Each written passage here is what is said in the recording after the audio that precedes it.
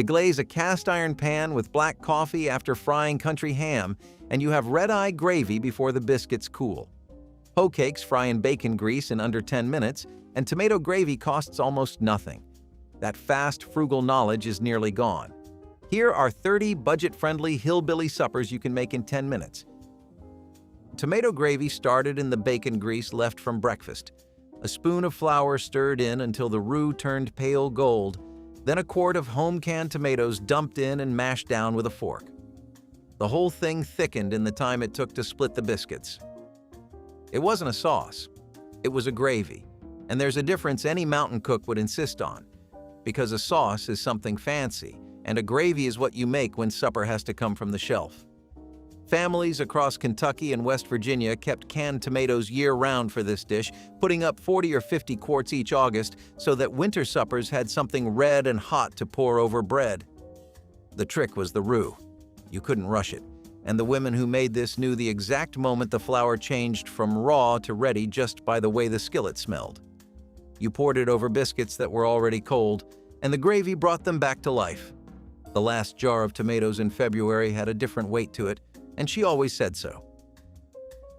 Fatback had no glamour. It was the part of the hog nobody else wanted. Pure white fat salted and stored in a crock. But in Appalachian kitchens from the 1930s through the 1960s, it was the engine of every meal. You sliced it thin, laid it in a cold skillet, and let it render slow. By the time the slices went brown and rigid at the edges, the pan was full of clear golden fat worth more than the meat itself. The crackling slices got eaten, salty, crunchy, intensely porky, but the drippings went into a jar by the stove that was never empty if the family was doing all right. A half-pound of fatback cost a few cents at the company store in coal towns across West Virginia and eastern Kentucky, and it seasoned every pot of beans, every skillet of greens, every pan of cornbread for a month. You didn't measure. You poured until the color looked right, and if you had to ask what that meant, you hadn't spent enough time watching. The jar by the stove was the first thing to disappear when the next generation moved to town. Nobody called them hoecakes because they were fashionable. They got the name because early Appalachian settlers sometimes cooked them on the flat of a hoe blade held over an open fire when no skillet was available, a technique documented in the Foxfire series of oral histories from the 1970s. By the time these kitchens were at their peak, hoecakes were made in cast iron with no ceremony. Cornmeal, a pinch of salt, enough water for a pourable batter, dropped onto a hot greased skillet in silver dollar rounds and cooked until the edges went lacy. They were done in under 10 minutes. No oven, no yeast, no waiting. You could make them while the beans simmered and have bread on the table before the pot was ready. Some cooks added an egg. Most didn't. They used what they had, which was cornmeal and bacon grease in a hot pan. Younger generations grew up thinking cornbread always came from a box and always baked in the oven. So the knowledge of making bread on a stovetop with nothing but cornmeal and heat slipped away quietly, without anyone choosing to let it go. Redeye gravy required exactly two things: country ham and black coffee, the stronger the better. You fried the ham, pulled it out, poured a cup of dark coffee over the hot drippings, and scraped the browned bits loose as it hissed. 3 minutes. Done. Some people in Appalachia called it red sop, and the name came from the reddish ring the coffee and fat left at the skillet's edge, darker on the outside, lighter in the center, like an eye. Country ham had been a staple in Virginia and the Mountain South since colonial times, and the tradition of deglazing ham drippings with coffee likely came from Scots-Irish settlers who wasted nothing and never saw a reason to change. You poured it over grits or biscuits, and the bitterness of the coffee cut the salt and fat in a way that shouldn't have worked, but absolutely did. But the quick suppers didn't end with ham. Beneath all that smoky pork lay a whole world of mountain resourcefulness, where garden scraps and foraged food and vegetables nobody else wanted carried as much weight as any cut of meat. The first frost came fast in the mountains and killed whatever was still green overnight. Fried green tomatoes were what you made the week before. Every tomato that hadn't ripened, sliced thick, dredged through cornmeal with salt and pepper, and laid into a skillet of hot bacon grease until the outside went golden and crackled, and the inside softened just enough to give. They weren't the romanticized version that arrived in restaurants decades later. They were a practical harvest, a way of eating what would otherwise rot on the vine. The cornmeal crust transformed the chalky bitterness of an unripe tomato into something with texture and heat, and enough fat to feel like a meal. Mountain families in North Carolina, Georgia, and Tennessee had done this since the 19th century, using cornmeal ground at the nearest mill. You never added anything fancy to the dredge. The grease had to be hot enough that the slice sizzled the second it touched the pan. If it didn't, you'd waited too long. If you had to ask how hot the grease was, you weren't ready to cook them. Chocolate gravy is exactly the kind of dish that makes people from outside Appalachia raise an eyebrow until they taste it. In Kentucky and Tennessee mountain kitchens, it was made with cocoa powder, flour, sugar, and water. No milk, no butter, cooked until thick and glossy, then spooned hot over biscuits as a supper that was both meal and dessert, and neither one exactly. The recipe spread through families in the Cumberland Plateau, from women who knew that sugar and starch could fill a stomach as surely as any meat, and that children who refused beans for the third night running would eat without complaint if something sweet came with it. The wider food world discovered chocolate gravy in the early 2000s and called it Southern, but it was Appalachian first, specific to these mountains. Every family made it slightly differently, some using milk, some adding butter at the end, some keeping no written recipe at all. When your grandmother stopped making it, the version she made stopped existing, and the distance between her version and every other version closed to nothing. Fried cabbage cost almost nothing. A full head fed a family of 5, and the only other ingredient was salt pork, which was the cheapest cut at the smokehouse or the company store. You shredded the cabbage coarse, got the skillet hot, laid the salt pork in until it colored, then added the cabbage all at once and covered the pan long enough for steam to wilt it. Then you took the lid off and let the water cook out until the edges browned at the bottom of the pan. The pinch of sugar was the secret, not enough to taste sweet, just enough to pull the natural sugars out of the cabbage and help it caramelize, and the women who knew this never needed to say it out loud because they had learned it by watching. In Depression-era Appalachia, cabbage was one of the few vegetables that grew cheap and reliable in Rocky Mountain soil, and fried cabbage with side meat appeared on supper tables across West Virginia and Virginia coal country 3 and 4 nights a week without anyone considering it hardship. It tasted like something made with care. It was. Hominy is corn soaked in an alkaline solution, wood ash, lye, or slaked lime, until the outer hull loosens and the kernel becomes something entirely different, a process called nixtamalization that the Cherokee and other Native American nations had practiced for centuries before European settlers arrived in the Appalachian Mountains and learned it from them. The alkaline treatment unlocked niacin that dried corn could not release on its own, and the settlers who adopted it kept their families healthier without knowing exactly why. By the 1950s, most Appalachian families got their hominy from a can. Van Camp's was the brand most kitchens stocked, warming it in a skillet with butter and cracked black pepper. Old-timers remembered when it was supper itself, heaped into a bowl, eaten hot enough to steam. The flavor was different from grits, blunter and chewier, and anyone who grew up eating it never confused the two. It was its own thing, and the people who understood that distinction are mostly gone. Bulldog gravy was what you made when there was no meat at all, also called white gravy or milk gravy or just gravy with no qualifier. It started with whatever fat you had, a heaping spoon of flour stirred in until the roux thickened, and then milk or water poured in slow. In Appalachia, the version made with water instead of milk was sometimes called poor gravy, even by the people who ate it, because they knew the difference and they felt it. You poured it over day-old cornbread that had gone dry, and the gravy brought it back to something that could fill a stomach. In Kentucky and West Virginia, mining communities during the Depression, and again during the coal slowdowns of the 1950s and 60s, this was what supper looked like on the worst weeks of the month. Not a figure of speech, just the actual food on the actual table. The children who ate it grew up and moved to cities and never made it again. and some never told their own kids it had existed. Squirrel was free, and in the hills of eastern Kentucky and western North Carolina, free meat meant everything when the alternative was money the family didn't have. A single gray squirrel filled a skillet. 2 or 3 made a proper supper. Brown the pieces in hot lard until the outside crisped. Pull them out. Add flour and water. Stir until the gravy thickened and turned a deep brown. And what you had was something wild and slightly nutty that no store-bought package ever matched. The squirrel hunting season in Appalachian communities was a social institution. Men and boys went out together in the early morning the way their fathers had, and what came back fed everyone for days. Mark Sohn, the food historian and author of Appalachian Home Cooking, documented squirrel gravy as one of the defining dishes of mountain Kentucky food culture, a dish that required no recipe because the women who made it had been making it their whole lives, as had the women who taught them. The knowledge lived in the hands, not in any written-down place, and when the hands stopped, so did the gravy.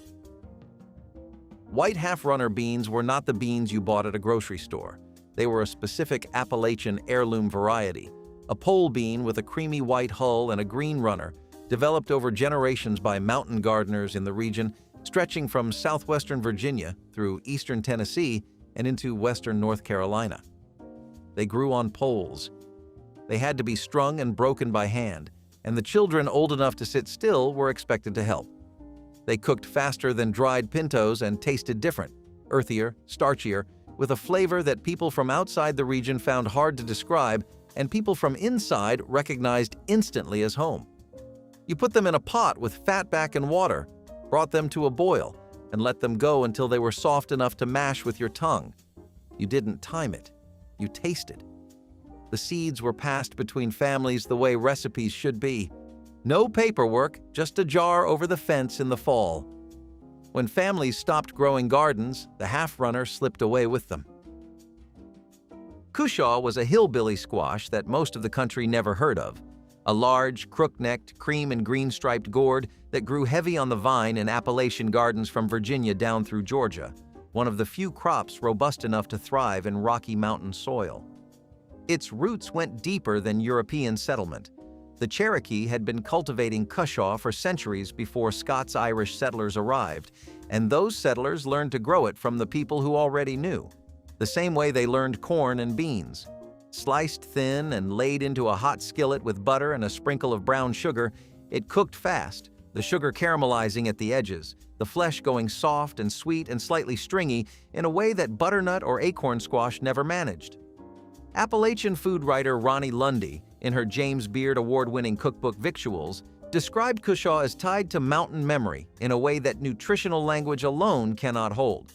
The Foxfire Fund in Mountain City, Georgia, still works to preserve heirloom crops like Kushaw, but the women who knew the exact moment to pull it from the pan are mostly gone. The peanut butter and raw onion sandwich never made it onto any menu or into any cookbook, which is exactly why the people who grew up eating it remember it the way they do, as something specific to a kitchen where nothing got wasted and protein came from wherever it could be found.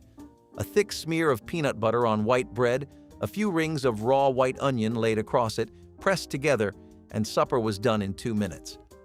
In the Depression years, when meat was scarce in Appalachian coal towns, peanut butter was among the cheapest sources of fat and protein on company store shelves.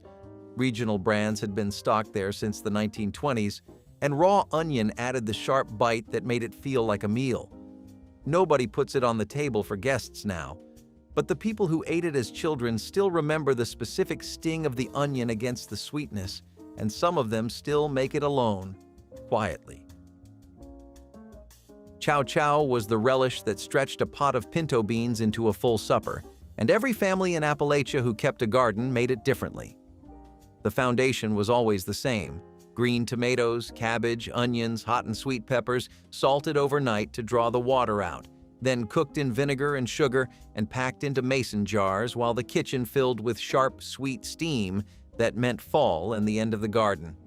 Food scholar Mark Sohn, in his Appalachian Home Cooking, identified chow as one of the oldest continuously made condiments in the Mountain South, with roots in British Piccalilli and Cherokee preservation traditions.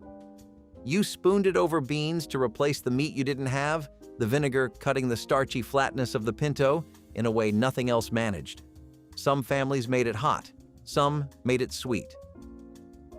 The argument over whose version was better was an argument that never got settled, which is how you knew it mattered. Ramps push up through dead Appalachian leaves in March, weeks before anything else is growing, and the whole creek bank smells like wild garlic crossed with something older and wilder than garlic. The harvest was a ritual in West Virginia, eastern Kentucky, and western North Carolina. Families went out together on the first warm Saturday, filling paper sacks with flat green leaves and white bulbs. You chopped them rough, wilted them in bacon grease, then cracked eggs over them and scrambled everything together. The result smelled so powerfully of wild allium that children who ate ramps for supper were sometimes sent home from school the next morning, a detail that appears in oral records of mountain school life in West Virginia from as far back as the 1920s, and one that local teachers handled with a combination of sympathy and a cracked window. Some pickled them. Most just fried them fast and ate them while the season lasted, because the season was short and the ramps cost nothing at all. Dried apple rings hung from smokehouse rafters from September through spring, sliced thin in late summer, dried on strings or racks until they went dark and leathery, storing a summer's sweetness in each wrinkled ring. You reconstituted them in a skillet with water and butter, let them plump and soften, then drizzled sorghum molasses over them while they were still warm. The combination tasted richer than it had any right to. Tart sweet apple against deep, slightly bitter molasses, smelling of cinnamon even when no cinnamon had been added. Sorghum had been the everyday sweetener in mountain counties since before refined sugar was affordable. Small sorghum mills operated through most Appalachian communities well into the 1960s, pressing juice from the cane and boiling it down in open-air copper evaporators. This was the kind of supper that crossed the line between food and memory so completely that the smell alone, decades later, could stop someone still. Friday night catfish had nothing to do with religion and everything to do with timing. By the end of the week, the pantry was running low and fresh meat was long gone, and a pole and a can of worms produced enough for supper for free. A catfish, cleaned and scored, dredged in cornmeal with salt and cayenne, fried in a cast-iron skillet with enough lard to come halfway up the sides, done when the crust went deep gold and the fish flaked at the press of a fork. The technique ran from the Appalachian Mountains through the Ozarks to the Mississippi Delta: cornmeal, hot fat, cast iron, wild fish. In eastern Kentucky and western Tennessee, community catfish fries at church grounds and creek banks in the 1940s and 50s drew entire hollows together, with women bringing cornbread and coleslaw, while men fried at open-air fires. You knew it was ready when the crust stopped sizzling and the fat went quiet, a sound the people who knew it heard for the rest of their lives. Hillbilly chili had no relationship to Texas chili beyond the idea of beef and beans cooked together. In West Virginia mountain communities, it was made with ground beef, canned tomatoes, pinto beans, black pepper, and whatever onion was in the bin. No chili powder, no cumin, no dried peppers of any kind. Oral histories in the Foxfire Appalachian series describe mountain cooks who had never seen a chili pepper and made what they called chili anyway, by which they meant a thick, lightly spiced beef and beans stew that shared only a name with the dish served further south. Some cooks added tomato soup to stretch it. Some added vinegar. The version circulating in West Virginia coal camp communities was often called hillbilly chili by the people who made it, partly with pride, partly to distinguish it from the canned stuff at the company store that tasted too spiced and too thin. The children who grew up eating it were sometimes surprised to discover, years later, that chili was supposed to taste different. Cracklin bread was cornbread with actual pork cracklings folded into the batter, pieces of rendered fat left over from lard making, dense and brown and deeply savory, distributed through the crumb so that every bite caught one. The technique was straightforward. Render the fat from pork scraps until the pieces went brown and crunchy. Let them cool, then fold them into a basic cornmeal batter before pouring it into a hot cast iron skillet. The cracklings sank as they baked, embedding in the bottom crust, and the bottom piece, the first one pulled from the pan, hottest and crunchiest, was the one everyone reached for. In Appalachian communities from Virginia through Georgia, Cracklin bread was a fall and winter staple made during hog killing season when the rendered fat was fresh. With a glass of cold buttermilk, it was supper enough for a working man on a January Tuesday. The people who grew up eating it still argue about whether the batter should include eggs, the kind of argument you only have about food that actually matters. And if Cracklin bread was mountain ingenuity applied to the pig, the pepperoni roll was immigrant ingenuity applied to the mine. The pepperoni roll is the official state food of West Virginia, one of the few states to designate a single dish that way, and it got there by starting as a working man's lunch in 1927 when Giuseppe Argiro, an Italian immigrant baker in Fairmont, began baking stick pepperoni directly into soft white rolls for the Italian miners working the northern West Virginia coal fields. They needed something they could carry underground and eat with one hand. The pepperoni fat rendered into the surrounding bread as it baked, turning the crumb orange and slick and rich in a way nothing else replicated. By the 1950s, pepperoni rolls had spread from the Italian immigrant community into the broader West Virginia kitchen, made at home with frozen bread dough and stick pepperoni, served hot on weeknights when nobody wanted to cook. You can still buy them at gas stations and bakeries across West Virginia today. What you cannot buy anywhere outside the state is what they carry. Shucky bean broth was what remained in the pot after a long day of cooking leather britches, the dark, smoky liquid from hours of simmering dried green beans and fatback, slowly thickening until it turned the color of strong tea and smelled like a smokehouse and a garden pressed together. The beans themselves got eaten, but the broth, the potlicker at the bottom, got poured over crumbled corn pone as its own separate supper. In the leanest weeks in Appalachian coal communities in West Virginia and Kentucky, families would add water to the pot and let it go again, extracting whatever remained and call what came out supper without apology. Ethnobotanist Gary Nabhan, in his work on Appalachian foodways, documented the broth traditions of mountain bean cooking as among the most nutritionally complete practices of American frugal cooking.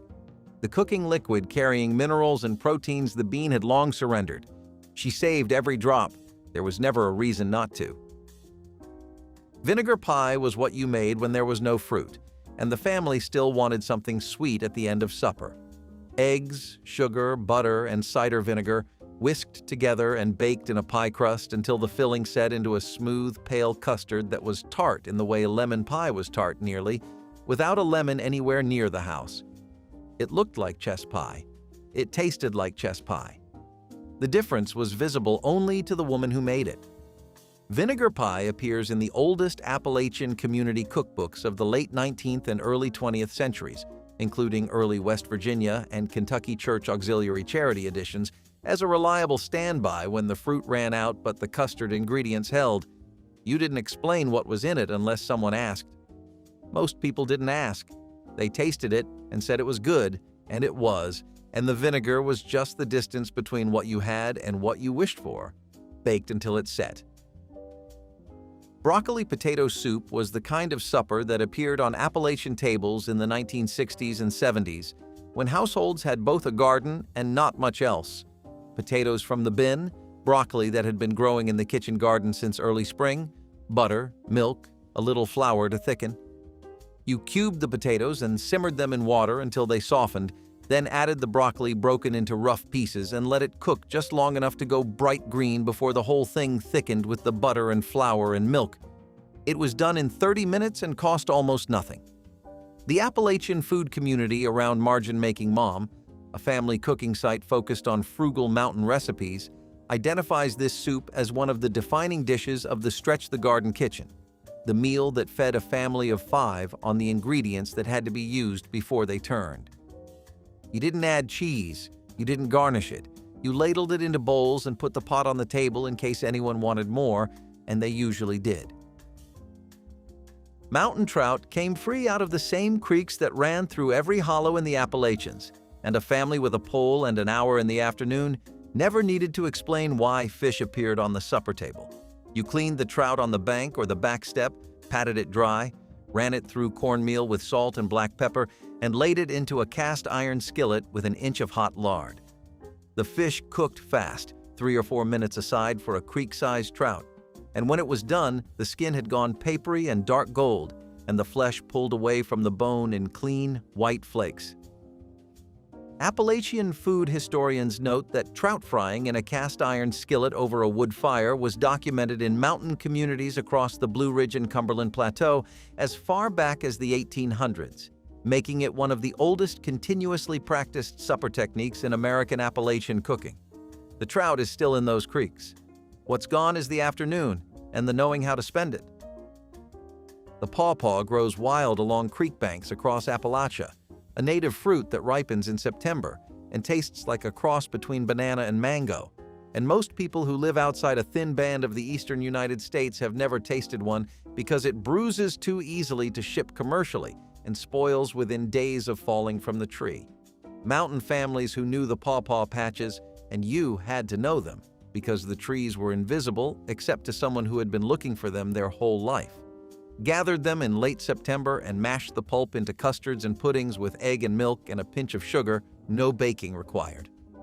The Cherokee had used pawpaws for food long before European settlement, and the fruit appears in early Appalachian oral histories as a free-fall sweetness that belonged to the people who lived close enough to the creek to find it. The last time she made pawpaw custard was the last September she was strong enough to walk to the trees. Nobody has found those patches since. Scripture cake was a church tradition specific to West Virginia and Kentucky mountain communities. A butter cake made from pantry ingredients where every item in the recipe was identified not by name, but by a Bible verse. 4 cups of 1 Kings 4:22 meant flour.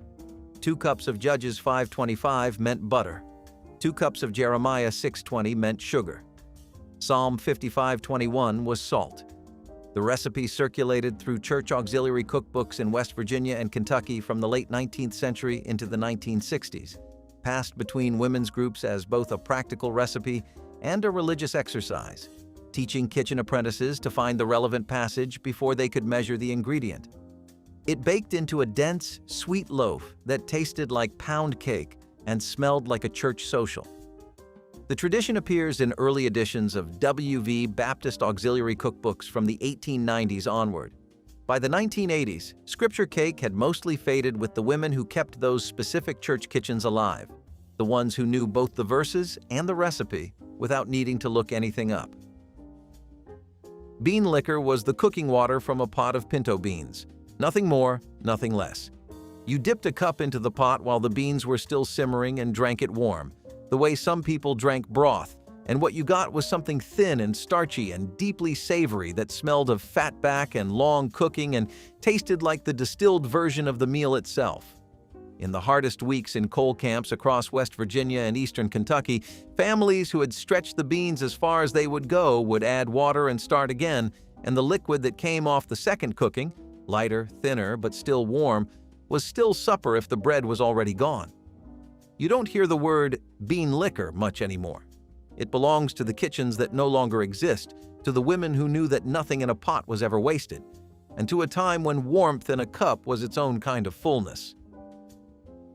Quick-sauteed collard greens were the weeknight version of a dish that old-timers insisted could only be made right with hours of slow cooking, and the women who made the fast version knew exactly what they were giving up, and made it anyway, because there were children to feed, and the evening was not long. You washed the collards, stripped the thick center rib out with one motion, stacked the leaves and cut them into ribbons, then dropped them into a hot skillet with oil and garlic and let them go for 10 minutes until they wilted and darkened. A splash of cider vinegar at the end, a dash of hot sauce, and they were done. The dish appears in records of Appalachian domestic life through the 1960s and 70s as a daily green, eaten alongside beans, alongside cornbread, sometimes alone with nothing else. The hot sauce was the addition that younger cooks learned from watching, not from being told. She never measured the vinegar. She poured until the kitchen smelled right, and you only learned what that meant by standing there long enough. Salt pork pan drippings thickened over stale bread was the supper that appeared at the very bottom of the week when everything else was gone. Not the comfortable bottom, but the real bottom, when the bread had gone hard and the only fat left was the rendering from the salt pork you'd fried 2 days earlier, and you mixed a spoon of flour into the drippings and added water and made something that was technically a gravy. You poured it over the stale bread and let it soak in and ate it hot, and it was filling in the way that pure fat and starch will always be filling regardless of whether it is pleasant. In Depression-era Appalachian households in Kentucky, West Virginia, and Virginia, this dish had no name that was written down anywhere.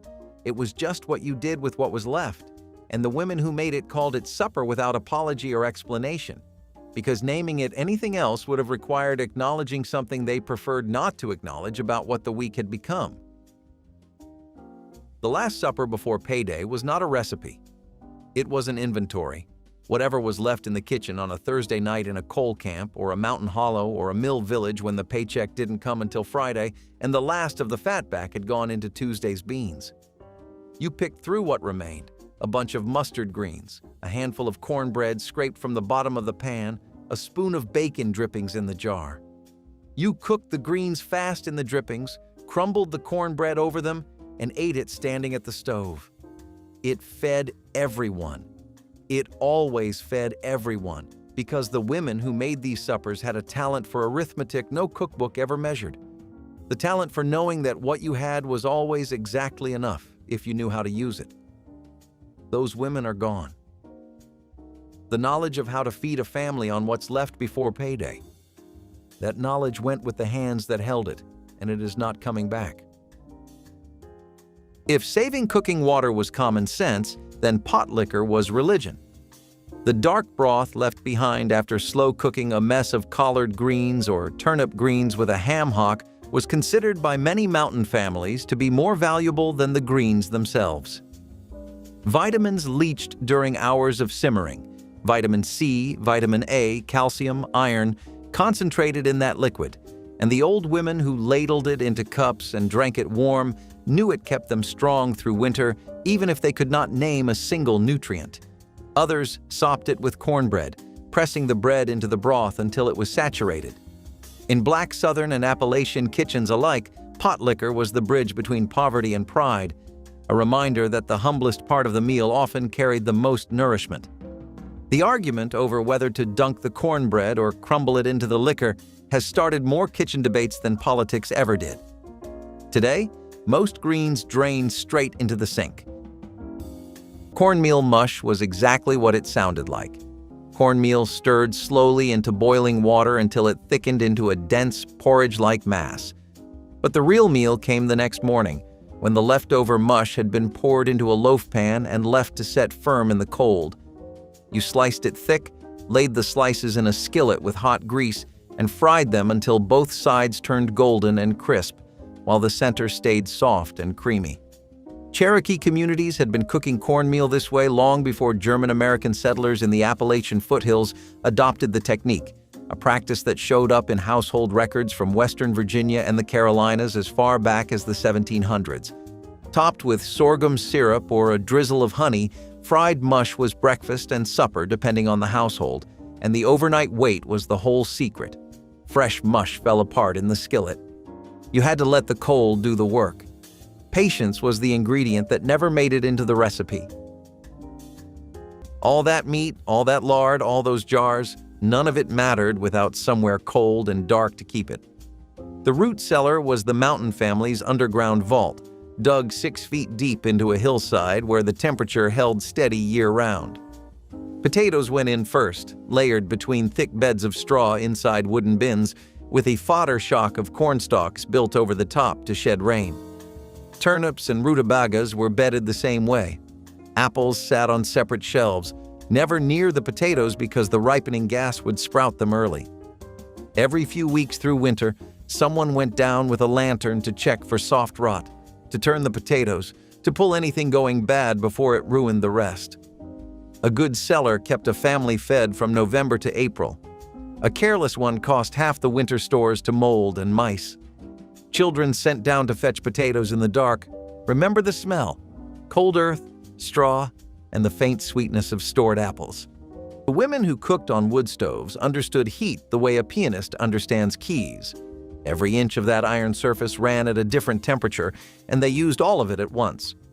Directly over the firebox was the hottest zone, where the skillet sat for frying. 6 inches to the right, the heat dropped enough for a steady simmer. The back corner barely held a warm-up temperature, perfect for keeping gravy from skinning over. Above it all, the warming shelf, a flat ledge near the stovepipe, held plates at serving temperature, kept bread dough rising and dried herbs without scorching them. A woman working one of these stoves in the 1930s was running 4 heat zones simultaneously without a single dial. She adjusted by sliding pots across the surface, opening or closing the damper, and adding a split of hickory when the fire dropped too low.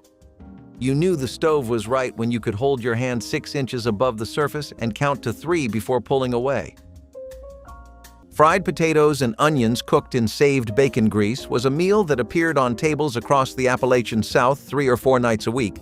Potatoes sliced thin, a rough chopped onion, and a heavy spoonful of drippings from that jar, all pressed flat in a cast iron skillet and cooked without stirring until the bottom turned golden and crisp. You flipped it in sections, not all at once, and the onions went sweet and dark against the edges of the potatoes. In the 1950s, a 10-pound bag of potatoes cost around 35 cents, and a single bag could stretch across a full week of suppers. The grease was free, saved from breakfast, from Sunday's fatback, from every strip of bacon that ever touched that pan. Nobody measured. You scooped until the skillet looked right. That instinct died with the women who owned those jars. When winter dragged past Bering and the body felt heavy with months of salt pork and starchy roots, the mountain remedy was sassafras tea, brewed from roots that grew wild on nearly every Appalachian hillside. You dug them in late fall, scrubbed the bark clean, pounded the thick ones, and boiled them until the water turned a deep reddish brown and the kitchen smelled like root beer and warm wood. The Cherokee had used sassafras to cure scurvy in arriving European sailors. It was the first export from the New World, shipped before tobacco. Mountain families drank it as a spring tonic to thin the blood, and it was one of 3 ingredients in the original SSS tonic, along with spicebush and sweet birch, patented by a South Carolina judge in 1857. Kids drank it sweetened with sorghum. Old women took it straight. The saying went, "When the blood is too thick, there is nothing so fine as a sassafras stick." Most people have never tasted real sassafras outside a commercial root beer, and even that flavor is synthetic now. A single pot of pinto beans could feed a family for 3 days if the woman cooking knew what she was doing, and she always did. Day 1 was the beans themselves, slow cooked with a ham hock, an onion, and enough water to cover, served over cornbread with raw onion on the side. Day 2, she added water and a handful of elbow macaroni, turning leftover beans into a thicker soup that tasted different enough to feel new. Day 3, in went a can of tomatoes and a few drop dumplings made from flour, lard, and a splash of milk. 3 nights, 3 textures, 3 flavors, all from 1 pot of dried beans that cost pennies. The trick was never letting it boil dry and knowing when to add the water. Too early and it thinned out.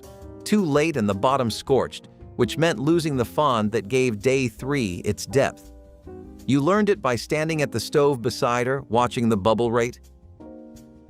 Every April, the hillsides across West Virginia and western North Carolina pushed up clusters of Allium tricoccum, wild ramps, and the people who knew where to find them never told anyone else. Ramp patches were family secrets handed down like property lines, and poaching from someone else's patch could start a feud that lasted a generation. You dug them with a short knife, pulling the whole plant, white bulb, red stem, broad green leaves, and brought them home smelling like garlic and wet earth. The quickest supper was a ramp and egg scramble. You chopped the ramps rough, fried them in butter or bacon grease until they softened, cracked 2 eggs over them, and stirred everything together in the skillet. The flavor was sharp and wild, nothing like the tame onions from a grocery store. Mountain communities held ramp suppers every spring. Church halls packed with families eating ramps fried, boiled, and raw, and the smell hung on your clothes for days. The old-timers called them a spring tonic, medicine as much as food. Nothing from the hog went to waste, not even the fat too old or too dark for cooking. That leftover lard, mixed with lye water leached from wood ash, became the family's soap for the year. You dripped water slowly through a barrel of hardwood ash, oak or hickory gave the strongest lye, and collected the caustic liquid in a crock. When it dissolved a chicken feather on contact, it was ready. Mixed with melted lard in a cast iron pot and stirred for hours, the lye and fat saponified into pale soap that was poured into wooden molds and left to harden. It cleaned everything: clothes, floors, skin, and it cleaned hard. Your hands cracked and reddened by February, but the clothes came off the line stiff and white. Nobody bought soap when you had a fireplace and a hog. Hog killing day in the mountains was not a chore. It was an event, and every family within walking distance came to help because the work was enormous and the rules were absolute. Nothing was wasted. The hams and shoulders went to the smokehouse for months of curing over hickory. The leaf lard, fat from around the kidneys, prized above all other fat, was rendered slowly for baking. Intestines were cleaned, scraped, turned inside out, and stuffed with seasoned sausage. The head simmered for hours until the meat was picked from the skull and pressed into head cheese with vinegar and spices. Feet became souse, skin became cracklings, rendered crisp and crumbled into cornbread. The blood in some Scots-Irish mountain families was caught in a pan and cooked into pudding. Bones went into the soup pot and simmered until they gave up everything. One animal, slaughtered in November, fed a family through March. When the nearest ocean was 500 miles away and fresh fish meant a creek full of catfish you didn't have time to catch, canned salmon was the answer. Salmon patties, canned salmon mixed with egg, cracker crumbs, and chopped onion, shaped into rounds and fried in a skillet, showed up on Friday supper tables across Appalachia and the rural South every week for decades. During the 1930s and 40s, a can of pink salmon cost less than 15 cents and provided enough protein to stretch across 2 meals for a family of 4. Coal mining families in West Virginia and eastern Kentucky relied on them because the company store stocked canned goods but rarely fresh meat. The patties fried best in a well-seasoned cast iron skillet with enough grease to come halfway up the sides, and you pressed them thin so the edges went crisp while the center stayed moist. The smell of canned salmon frying on a Friday evening was so specific to these kitchens that catching a trace of it decades later could stop you cold in a grocery aisle. In the 1920s and 30s, white sugar was a luxury most mountain families saw only at Christmas, if then. What they had was sorghum, a tall cane grass that grew thick in the bottom fields and could be pressed, boiled, and reduced into a dark, heavy syrup for everything from biscuits to gingerbread to glazing a Christmas ham. The stalks were stripped by hand, fed through a mule-driven press, and the pale green juice collected in buckets. Then came hours of boiling in a long, shallow copper pan over wood fire, skimming green foam until the syrup turned thick and amber. African American families in the Appalachian coalfields built their own sorghum traditions, using it as a meat glaze, a baking ingredient, and a candy base. A good season filled enough jars to last October to June. The flavor was nothing like store-bought molasses, warmer, grassier, with a slight bitterness that told you it came from the field and not a factory.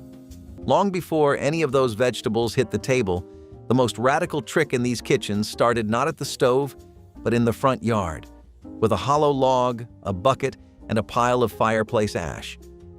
Water poured slowly over the ashes and caught in a wooden bucket below produced lye, and that lye transformed dried corn kernels into hominy through a process called nixtamalization, a technique with Cherokee and indigenous roots going back thousands of years. The kernels soaked until their skins slipped off, swelling into something white, tender, and entirely different from the hard yellow corn that went in. What the old cooks could not have known was that this process unlocked niacin trapped inside the corn, a vitamin the body cannot absorb from untreated kernels, and it was the reason mountain families who ate hominy avoided the pellagra that devastated communities further south. The same ash that heated the house also made the soap and freed the nutrition in the grain. The sawmill gravy got its name in the lumber camps of the late 1800s, where cooks fed crews of men using nothing but flour, grease, milk, and black pepper in quantities large enough to fill a washtub. The gravy was thick, pale, peppery, and poured over anything that held still: biscuits, toast, cornbread, fried potatoes.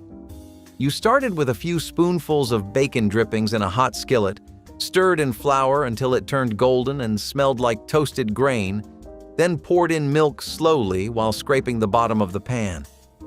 The whole process took less than 10 minutes and fed a household for pennies.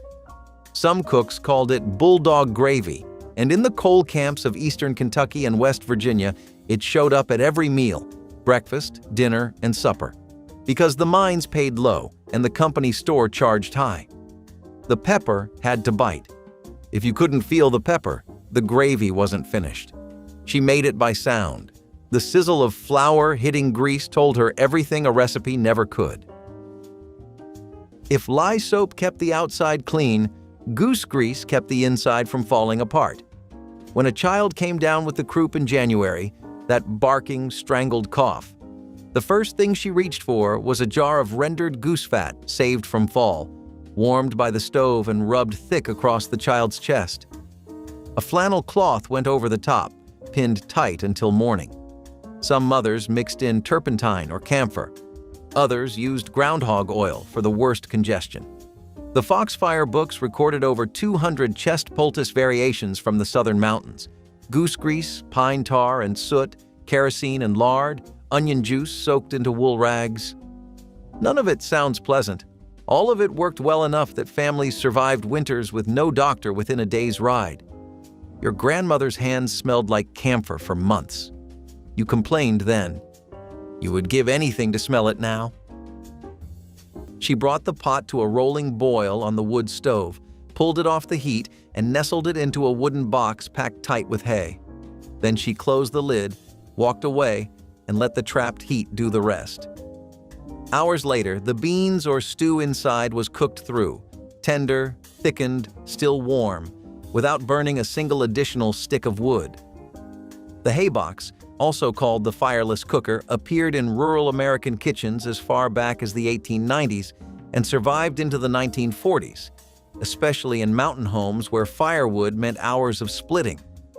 Some women used old blankets or crumpled newspaper instead of hay, whatever insulated well enough to hold the temperature steady. The method worked for anything that needed long, slow heat: dried beans, porridge, tough cuts of meat. It freed the stove for other tasks and freed the cook for other work. When gas and electric ranges made heat cheap, the hay box vanished. The principle behind it never stopped being brilliant. If salmon patties came from a factory can, leather breeches came from the porch ceiling: whole green beans strung on thread and hung to dry in the open air until they shriveled into tough, leathery strips that could last through an entire winter without refrigeration. The Cherokee had been drying beans on rawhide cord for centuries before Appalachian settlers adopted the practice and renamed them leather breeches for the way the dried pods looked like miniature trouser legs. You rehydrated them by soaking overnight, then simmered them low and slow with a piece of salt pork or a ham hock until the beans softened and the broth turned dark and smoky. Some mountain families called them Shucky beans. Same method, different hollow, different name for the same memory. The dried beans developed a concentrated, almost umami depth that fresh green beans could never match, and the old women who strung them every August swore the flavor came from the mountain air itself. Nobody strings leather breeches on the porch anymore. The taste of slow-dried August is gone with the hands that hung them. Before ice boxes, before anyone in the hollow had heard the word Frigidaire, the spring house kept milk sweet and butter firm through the worst heat and the longest cold. A small stone or log shed built over a natural spring, it channeled cold water through shallow wooden troughs where crocks of buttermilk sat half submerged. Butter molds rested on wet stone shelves. In winter, the constant temperature of the spring, around 50 degrees year-round, kept everything from freezing when the outside air dropped below zero. Churning happened faster in there because the cool air helped fat solidify. You knew a family's spring house by its smell: clean water, cold stone, and the faint tang of fresh dairy. The women who tended these buildings understood humidity and airflow without ever naming those concepts. They knew when the water ran too fast or too slow by touching a crock.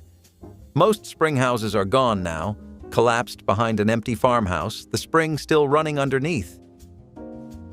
Before white sugar reached the mountain stores at a price anyone could pay, sorghum was the sweetener that held Appalachian kitchens together.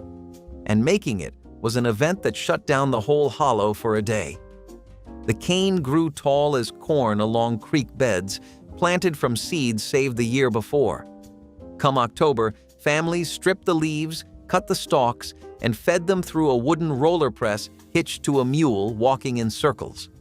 The green juice ran into a copper evaporator pan over a wood fire, and from there it was stirring, hours of it, skimming the green foam, watching the color darken, waiting for the moment the syrup sheeted off the paddle instead of dripping.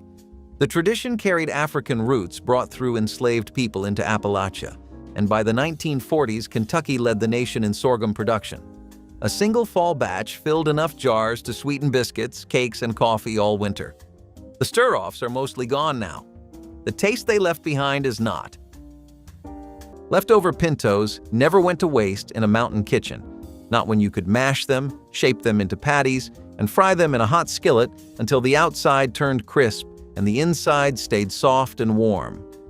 Bean cakes were the second life of a pot of soup beans, made the day after the original meal when the beans had thickened overnight in the refrigerator or on the back of the stove. You mashed them with a fork, mixed in a handful of cornmeal or flour to hold them together, and fried them flat in bacon grease. During the Depression, when a 12-cent bag of dried pintos could feed a family for 3 days, bean cakes extended that to 4. The first day was soup beans with cornbread. The second day was bean cakes fried for supper. Nothing wasted, nothing thrown out. Every calorie pulled from that single bag of dried beans. The cornmeal crust gave them a crunch the original beans never had, and that crunch made it feel like a different meal entirely. The cracklings from rendering day were the one thing that made children look forward to hog killing. Salted and warm from the wash pot, they were golden, impossibly crisp, pure pork compressed into small crunchy bites. But the real magic came the next morning, when a double handful got folded into cornbread batter. Just meal, a little flour, salt, and lard to grease the skillet, and baked in cast iron so hot the edges sizzled on contact. What came out was Cracklin bread, dense and brown, with pockets of melted fat that dissolved against your tongue. Helen Hoggard of Bertie County, born in 1917, said it was the one dish that brought every child to the kitchen without being called twice. You can find cornmeal and you can find cracklings if you ask a butcher. The bread still will not taste the way hers did. The Dutch oven answered that equation better than anything else in the kitchen. One heavy pot, one fire, one meal, meat on the bottom, root vegetables in the middle, dumplings dropped on top in the last 30 minutes. The cast iron held heat so evenly that nothing scorched if you set the damper right, and the tight lid trapped steam that basted the meat while the broth built below. By the time the pot came off the stove, you had protein, starch, vegetables, and gravy, all from a single vessel on a single flame. Some women started it before dawn and let it cook through the morning while they worked the garden. The broth at the bottom was thick with rendered fat and vegetable starch, and it carried forward into the next day as soup or gravy. One fire, one pot, one cleaning. But before anything could be stretched or seasoned, someone had to know what was safe to eat from the ground, and poke salad was the test that separated mountain cooks from everyone else. Phytolacca americana, pokeweed, grew wild along fence rows and ditch banks across the Appalachian South, and in early spring the young shoots were one of the first greens available to families who had eaten nothing fresh since autumn. The plant was toxic if handled wrong. You boiled the leaves 3 separate times, draining and replacing the water each round to pull the poison out before the greens were safe to eat. After the 3rd boil, you fried them in bacon grease with salt, and they turned dark, tender, and rich, tasting like a cross between spinach and asparagus.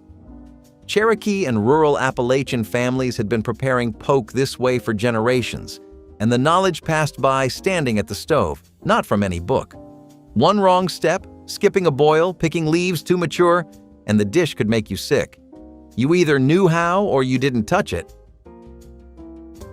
Every October, before the first real cold snap settled into the hollows, someone had to bank the cabin. Banking meant shoveling dirt, mixed with clay if you could get it, up against the bottom logs, packing it halfway up the lowest course. That gap between the ground and the foundation log never sat flush, and wind cut through it all night long. Some households piled earth so many years running that the cabin looked half buried, like it was sinking into the mountain. Inside, the women recharged the chinking between every log, pushing fresh mud into cracks that had dried and crumbled since spring. You could hear the difference on a windy night. A well-banked cabin held warmth like a fist around the stove. A neglected one whistled. Old-timers said you could tell how a family was doing just by looking at the base of their house in November. Nobody in those kitchens ever seasoned a skillet on purpose. They just cooked in it, morning, noon, and night, and the iron did the rest. Every pour of grease, every batch of cornbread, every round of fried okra laid down another thin layer of polymerized fat that turned raw metal into something slicker than any factory coating. The old women knew which skillet was ready for eggs and which one still needed more time. They knew never to use soap, never to let it soak, and never to put it away wet. A good cast iron pan passed from mother to daughter like jewelry, heavier than it looked, black as night, and worth more than anything in the cupboard. Wagner and Griswold foundries produced the best ones through the 1950s, and those old pans are still the ones people fight over at estate sales. The new ones come pre-seasoned from a factory. The old ones came seasoned by a lifetime of somebody's hands. Tomato gravy started the same way sawmill gravy did. Bacon drippings in a hot skillet, a spoonful of flour stirred in. But where sawmill gravy reached for milk, tomato gravy reached for the canning jar. Home-canned tomatoes, crushed by hand into the roux, turned the gravy a deep orange red and gave it a sweetness that the pepper-heavy sawmill version never had.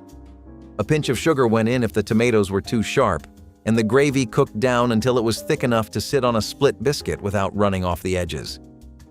Across the rural South through the 1940s and 50s, tomato gravy was breakfast, served alongside whatever the kitchen could produce: eggs if the hens were laying, a slice of cured ham if the smokehouse still had one. The color told you what kind of morning it was. Pale gravy meant milk was plentiful. Red gravy meant the cow had gone dry and the tomatoes were filling in. You held the spool of heavy thread steady while she pushed a darning needle straight through each green bean pod, one after another, until the string hung 4 feet long with Kentucky half-runners. Leather breeches, she called them, or shuck beans, depending on which hollow you came from.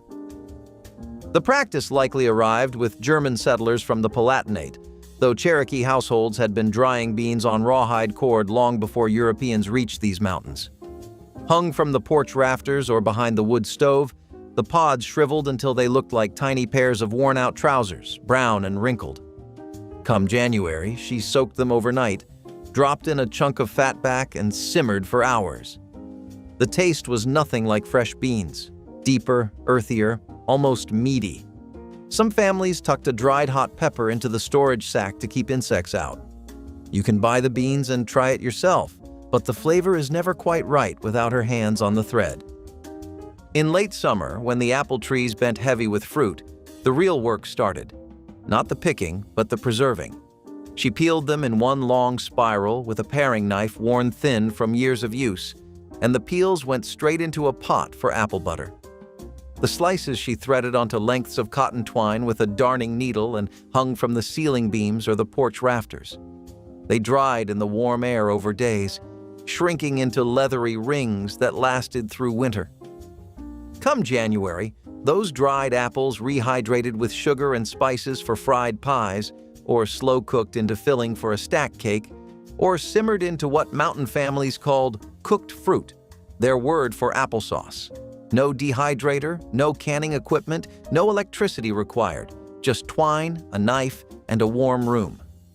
The women who did this every fall did it the same way their mothers had, and the ones who remember can close their eyes and be back in that kitchen the moment the smell returns. Wood cost labor and labor cost time, so every fire had to justify itself. In the coal camps of West Virginia, potato soup meant something different than it did in town. There was no cream, no butter, no garnish. You peeled potatoes, 3 or 4 if you had them, cut them into rough chunks, dropped them in a pot of water with a chopped onion, and boiled them until the potatoes fell apart and thickened the broth on their own. Salt, black pepper, and that was it. Miners' wives through the 1930s and 40s stretched this into a 2-day meal by adding water and reheating it each evening. The soup got thinner every night, but it stayed warm, and warm mattered more than full when the house had no insulation and the fire burned low. She ladled it into the same chipped bowl every evening. After she passed, that bowl sat empty in the cabinet for years. Some of these kitchens are gone so completely that not even the foundations remain. If any of this sounds like a supper you remember, tell us whose kitchen it came from.